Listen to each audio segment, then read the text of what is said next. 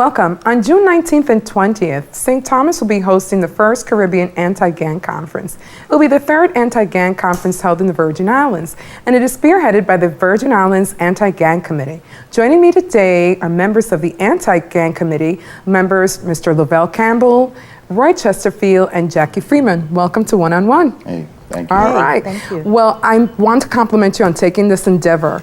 I know that last year we had really great success with the conference, but this year is even more exciting. Let's talk about what's happening, what's different about the conference this year, the Anti-Gang Conference.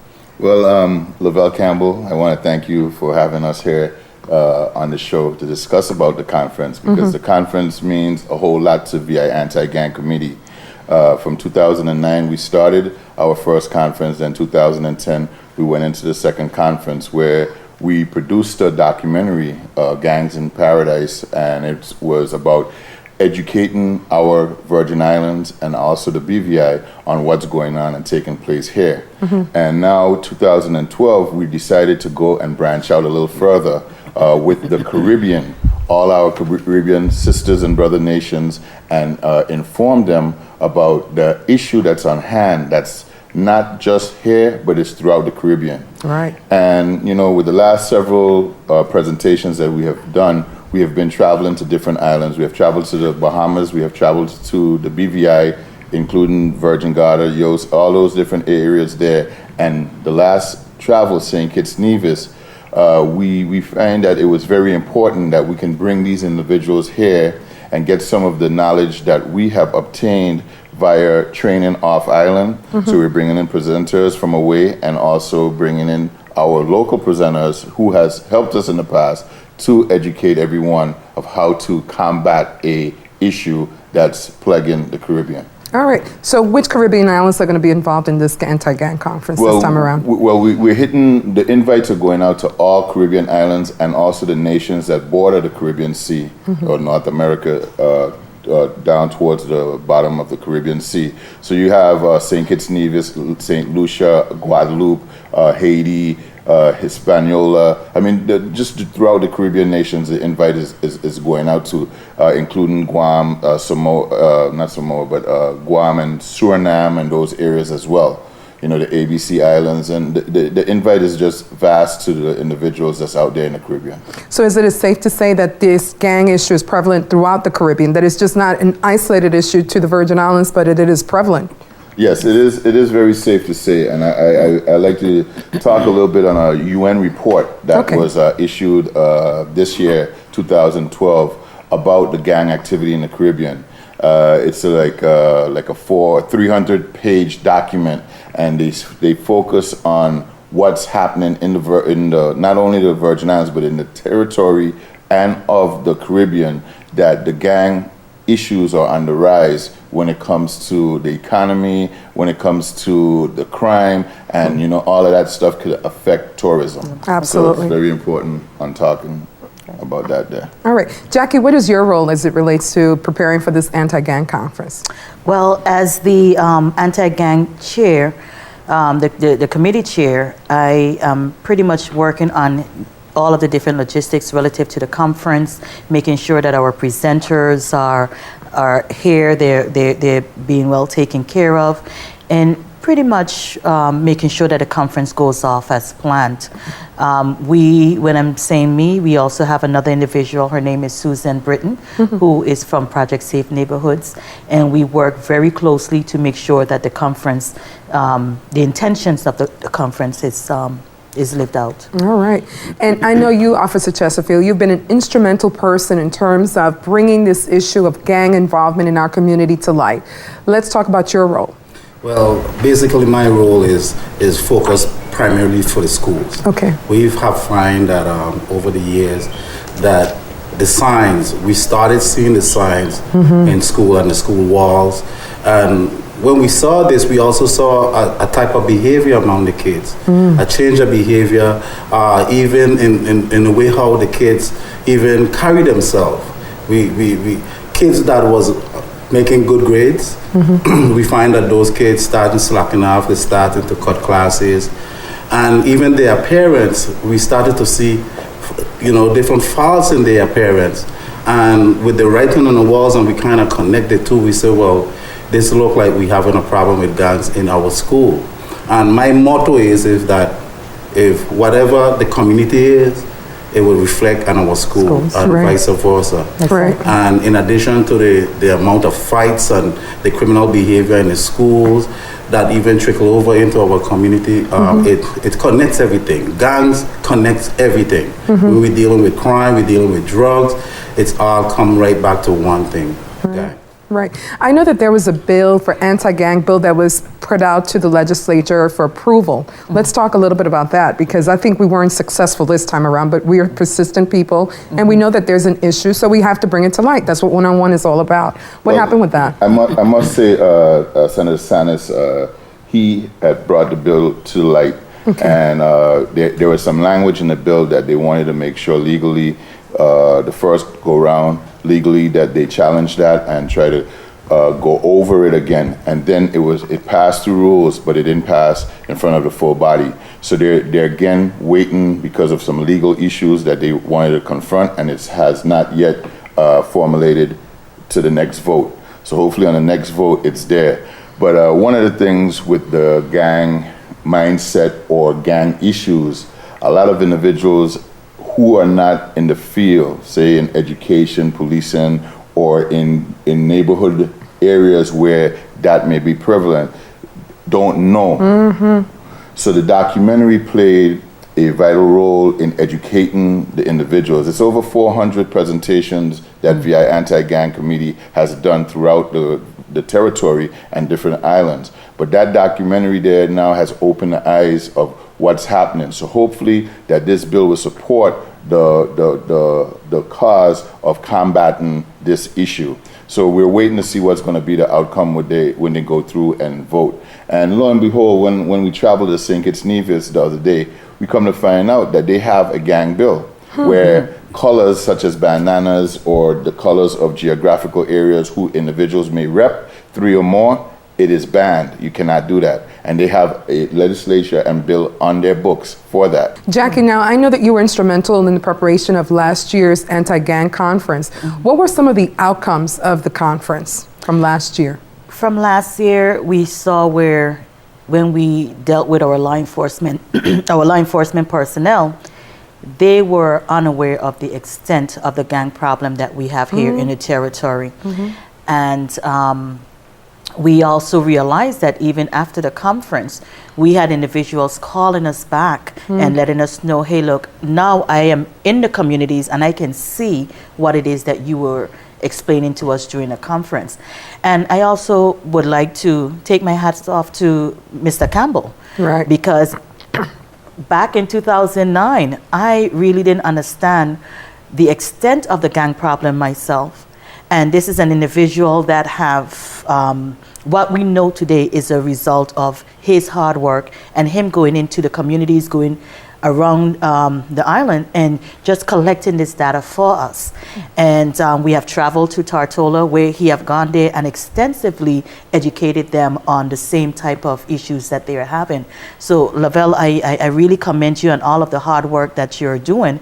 And I think we will have a bill eventually addressing the gang issues here in our territory. Well, thank you, but you know, it's a team. It's a team. It is a Everyone team, but team. it took, sometimes it takes just for one person to stand out and say, hey, look, this is my community. I love here. My children have to grow up here. And I mean, enough is enough. And you took that stand. No, thank you for that. All right. Well, when we get back, we'll have more information on this anti-gang conference that's coming up. It's going to be Caribbean throughout. Everyone is going to be talking about it. So stay tuned with the buzzword about this anti-gang conference. There's some that will tell you there is no real evidence of gang problems in the U.S. Virgin Islands. There are some that want you to think that the violence we read about each day is isolated to a handful of teenagers and younger adults interested only in shooting and killing each other. To those people, we would like to say, thank you. You're the reason we formed an organization called the Virgin Islands Anti-Gang Committee, focused on gang prevention and a safer community through targeted outreach, training, and education. I am Maria Ferreras, a volunteer with the Salvation Army. May is Mental Health Awareness Month, a time to recognize the importance of being supportive towards a friend or loved one with mental illness. Studies show that 1 in 5 Americans suffers from some form of diagnosable mental illness. For those who say there's no hope for people with mental illness, or I can't do anything for a person with mental illness, the truth is we can do a lot, starting with how we act and speak, and by being supportive, by being a friend. People with panic attacks and anxiety disorders, for example, experience frightening physical symptoms. Left untreated, these conditions can cause avoidance behavior, depression, drug abuse, or alcoholism. Help to take away the stigma through acceptance and by reaching out to help. I'm First Lady Cecile DeYoung. Join me and 10,000 Helpers of St. Croix, Clear Blue Sky, and St. Thomas in supporting those with mental illness through compassion, patience, and understanding. Be a friend. And we're back with the Virgin Island Anti-Gang Committee, Mr. Lavelle Campbell, Jackie Freeman, and of course, our beloved Officer Chesterfield. Chesterfield, I know that you've been instrumental in working with the schools and creating the sense of awareness of this gang issue. I know that you also sponsored a program, The Law in You, yes, where you pretty much shed the light to these kids, the reality of being involved in gangs. Let's talk about that. Yes. Again, we all recognize the signs, and my approach basically is, if we're going to combat any kind of criminal element, the criminal element, first we have to look at the target. Who are we targeting? Mm-hmm. And basically, of course, is the kids. We try to discourage them from involving themselves in any type of criminal behavior, which we have seen over the years. And so basically the program, the Law You program, was basically engineered to educate and empower youngsters about the law. Mm-hmm. So before they make a bad decision, they can think on the consequences of it.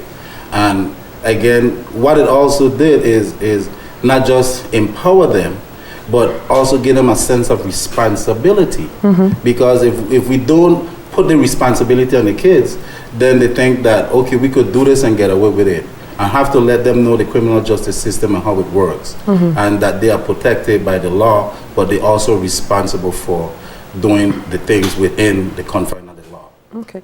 I have a concern, though, and you're in law enforcement, so I guess you're the best person that I could possibly ask.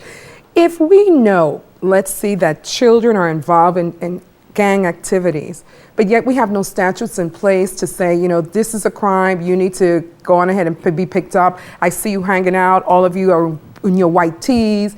When do we as a community and law enforcement said, you know, this we got to stop? Because they all congregate. I mean, I know, I see them. Where does the law enforcement fit in? Does the law enforcement have an anti-gang unit currently in place to be able to phase this thing out? Or is it something that we still need to create a greater sense of community awareness? How do you see that? Well, basically, we doesn't have anything in the books Okay. pertaining to gangs. Okay. So to enforce something with gangs, really you can't enforce. But just like the same thing that is taught within the Law You program, the action that a person might do might be criminal in nature. We might not have a gang bill, but if they do something, if they loiter or they assemble illegally, we could act on that. Okay. Because again, the First Amendment says you have a right to peacefully assemble, mm-hmm, but if it's unlawful, we could act on that. So again, some of the things that I teach is that it just take the intent. Once you have the intent and the ability to carry out whatever unlawful behavior, we have things on the book designed to combat that problem. Right. But we doesn't have a gang bill in place, and this is why we're trying to fight and get this gang bill in place. And we want to also have the senators understand our struggles and our student struggles so that they could work harmoniously to get this bill, mm-hmm, passed. I know that sometimes students that are often attacked by gang members are afraid to come to school. They can't congregate in different areas because they belong to this particular gang, so therefore I can't go into this neighborhood. Mm-hmm. And it presents a series of problems. Lavelle, you have pretty much brought this issue to light during the course of your interpretation with Parent University, where you turned around and you said, you know, you created this and we opened up the eyes to the parents because, hey, if I'm looking at my child's notebook and I don't understand that what this child is writing is actually a gang symbol, then what do I know? But you broke that. You're just like, let me bring this out. Let's talk about that. Well, I'm gonna say, working when I was with Department of Education for the time in the field as far as a monitor and working with Officer Chesterfield and just seeing the signs and symbols and seeing nothing being done about it. I had the opportunity to be the school safety manager, and I was able to float around from numerous schools and start getting the bigger picture, just dealing with the negative in the Department of Education, if I may say that, as far as fights and the disrespect to the school rules and the laws that the students was breaking. And I come to find out that a lot of the percentage of the problems was geographical makeup and the gang issues. So to put it together and speak on something that is real, I had to look into what was the gang issues. Under Commissioner McCall at the time, I was able to go through and do some training in New Jersey and also in Florida. And under Sharon McCullum, I was able to be trained by a Dr. Johnny Purvis out of Tennessee. Right. And those trainings, I took it for what it's worth, and I utilized it for our geographical area and our culture, and I was able to have a comprehensive understanding to share with the team. And that's when we started that big approach in 2009. One of the things I want to write off of what Chesterfield stated with the Law New program is that prevention measures, like what he is doing, with allowing and educating a student about the law and himself or herself, is one of the key components of this. Educating everyone about what is taking place to a comprehensive understanding that, look here, this is a problem that's going to grow. One of the big things that VI Anti-Gang Committee did was to join forces with not just government entities with education, VIPD, human services, because we joined with all of those individuals to get it going, but we also joined with the clergy members and just individuals out in the community.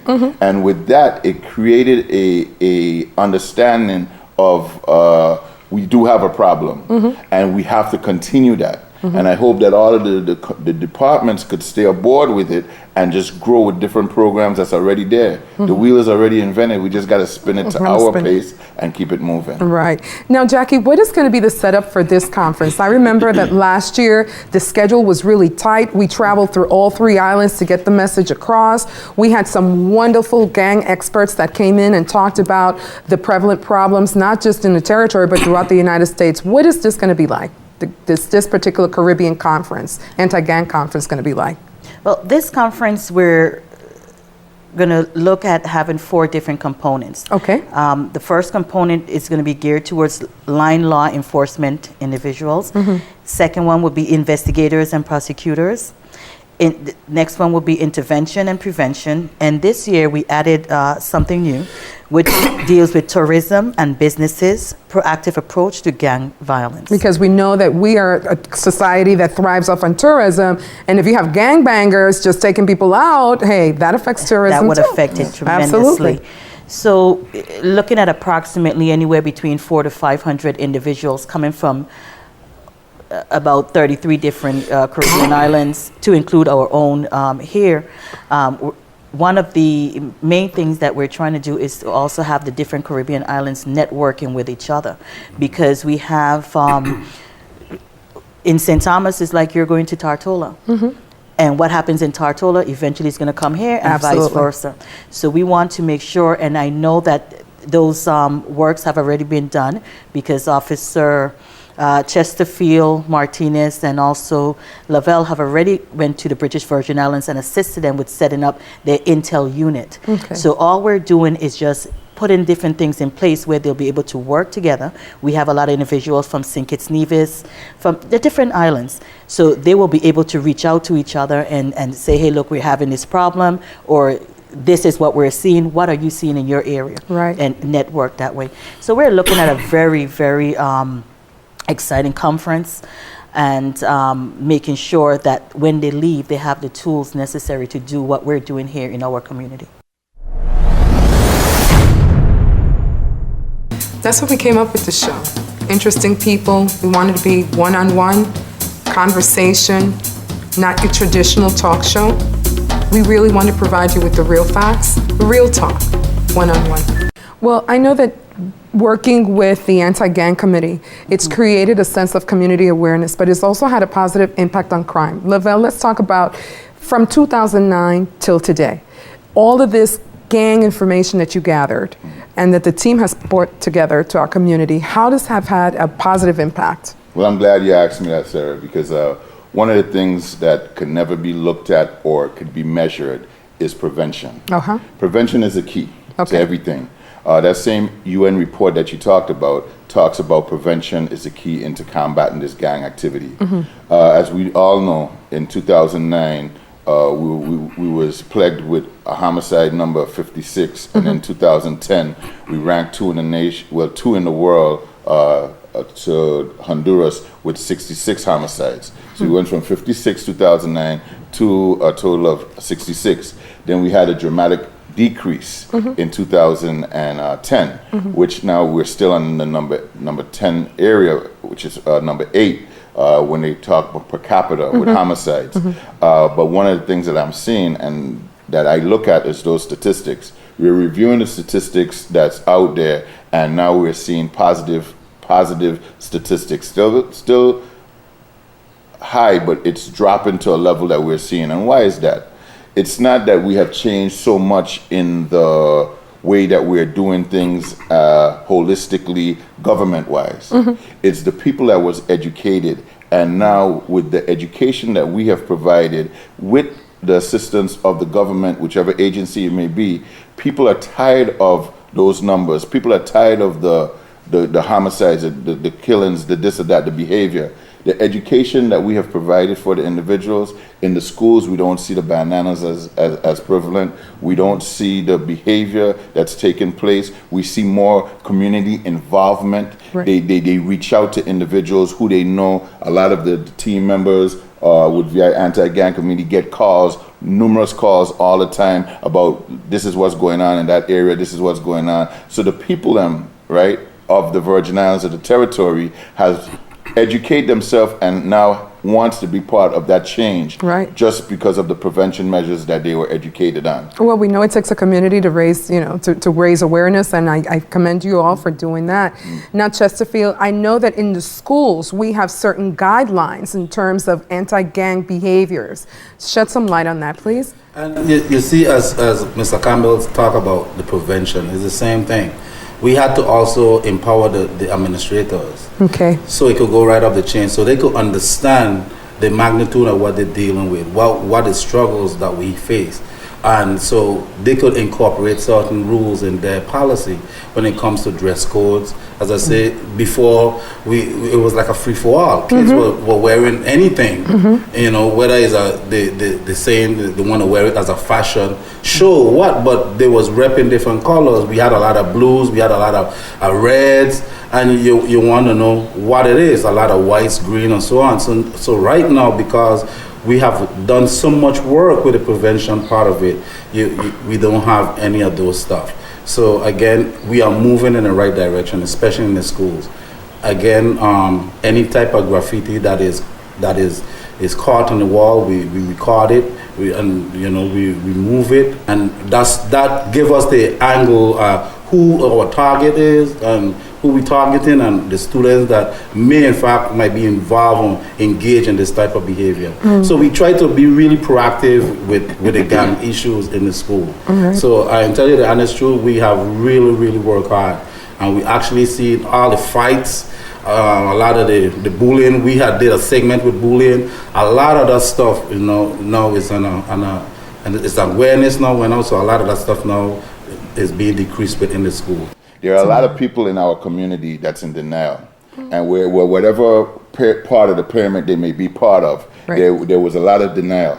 But by just continuing to push, right, the bigger picture of the segment, which is the people of the Virgin Islands, are now aboard. That's why we had a Safe 68 Carnival, because individuals just call with the information to certain officers or certain individuals that will go out there and combat that situation before it even escalates. So, it's hats off to the people of the Virgin Islands who are not in denial. Who stay in denial, eventually they'll come out of that denial and face what we're facing, and let's do it together in a comprehensive plan. Well, knowledge is power, but it's only power if you use it. Correct. Exactly. And that's a fact. right. We also want to even big up the community. I mean, they have stepped it up. The police department had a challenge with bridging the gap with the community, and somehow we didn't have a relationship. Even in the schools, the kids have this mindset, they are not ratting, they are not talking to the police. Now we have kids talking to us. They also has been tired of it, but they just needed an avenue, they just needed a vessel so that they could vent some of that frustration, and it really paid off. And I say hats off to this whole team. Jackie, she has a winning seat, and we all sticking with the concept, one mindset that we're gonna combat this thing together as a team. We partner with the neighborhoods, the community, and the schools to help with this struggle. And now we're partnering up with our Caribbean brothers and sisters.